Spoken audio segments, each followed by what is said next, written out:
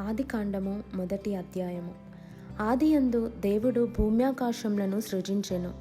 భూమి నిరాకారముగాను శూన్యముగాను ఉండెను. చీకటి అగాధ జలము పైన కమ్మియుండెను. దేవుని ఆత్మ జలములపైన అల్లాడుచుండెను. దేవుడు వెలుగు కమ్మని పలుకగా వెలుగు కలిగెను. వెలుగు మంచిదైనట్టు దేవుడు చూచెను. దేవుడు వెలుగును చీకటిని వేరుపరచెను. దేవుడు వెలుగునకు పగలనియు చీకటికి రాత్రి అనియు పేరు పెట్టెను. అస్తమయమును ఉదయమును కలుగగా ఒక దినమాయెను.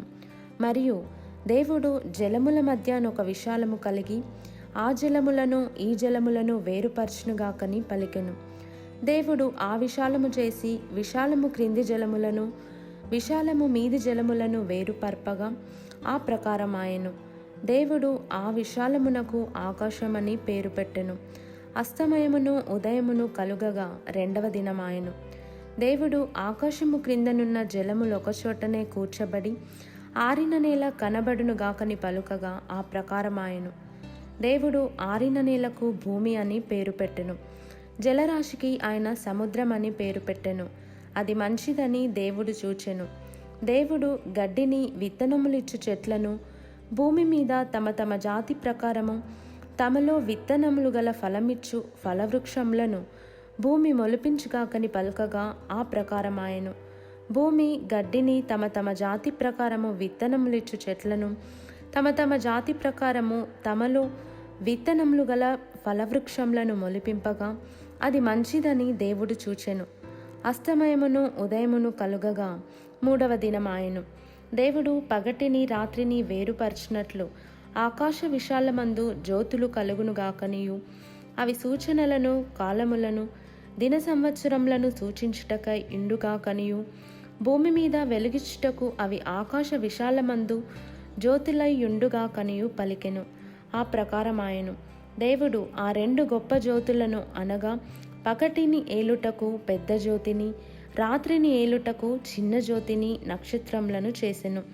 భూమి మీద వెలుగిచ్చుటకును పగటిని రాత్రిని ఏలుటకును వెలుగును చీకటిని వేరుపరచుటకును దేవుడు ఆకాశ విశాలమందు వాటి నుంచెను. అది మంచిదని దేవుడు చూచెను. అస్తమయమును ఉదయమును కలుగగా నాలుగవ దినమాయెను. దేవుడు జీవము కలిగి చలించు వాటిని జలములు సమృద్ధిగా పుట్టించునుగాకనియు పక్షులు భూమిపైని ఆకాశ విశాలములో ఎగురునుగాకనియు పలికెను. దేవుడు జలములలో వాటి వాటి జాతి ప్రకారము జలములు సమృద్ధిగా పుట్టించిన మహామత్స్యములను జీవము కలిగి చలించు వాటినన్నిటినీ దాని దాని జాతి ప్రకారము రెక్కలు గల ప్రతి పక్షిని సృజించెను. అది మంచిదని దేవుడు చూచెను. దేవుడు మీరు ఫలించి అభివృద్ధి పొంది సముద్ర జలములలో నిండియుండుడనియు పక్షులు భూమి మీద విస్తరించునుగాకనియు వాటిని ఆశీర్వదించెను.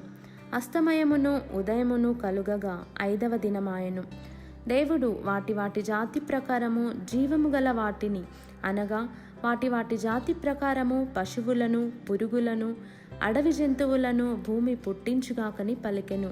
ఆ ప్రకారమాయెను. దేవుడు ఆయా జాతుల ప్రకారము అడవి జంతువులను ఆయా జాతుల ప్రకారము పశువులను ఆయా జాతుల ప్రకారము నేలను ప్రాకు ప్రతి పురుగును చేసెను. అది మంచిదని దేవుడు చూచెను. దేవుడు మన స్వరూపమందు మన పోలిక చొప్పున నరులను చేయుదము.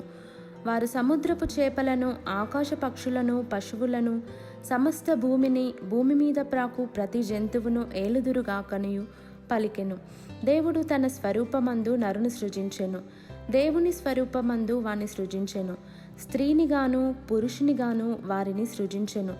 దేవుడు వారిని ఆశీర్వదించెను. ఎట్లనగా మీరు ఫలించి అభివృద్ధి పొంది విస్తరించి భూమిని నిండించి దానిని లోపర్చుకొనుడి. సముద్రపు చేపలను ఆకాశ పక్షులను భూమి మీద ప్రాకు ప్రతి జీవిని ఏలుడని దేవుడు వారితో చెప్పెను. దేవుడు ఇదిగో భూమి మీదనున్న విత్తనములిచ్చు ప్రతి చెట్టును విత్తనములిచ్చు వృక్షఫలము గల ప్రతి వృక్షమును మీకిచ్చియున్నాను. అవి మీకు ఆహారమగును. భూమి మీద నుండు జంతువులన్నిటికిని ఆకాశ పక్షులన్నిటికిని భూమి మీద ప్రాకు సమస్త జీవులకును పచ్చని చెట్లన్నయు ఆహారమగునని పలికెను. ఆ ప్రకారమాయెను. దేవుడు తాను చేసినది యావత్తును చూచినప్పుడు అది చాలా మంచిదిగా నుండెను. అస్తమయమును ఉదయమును కలుగగా 6వ దినమాయెను.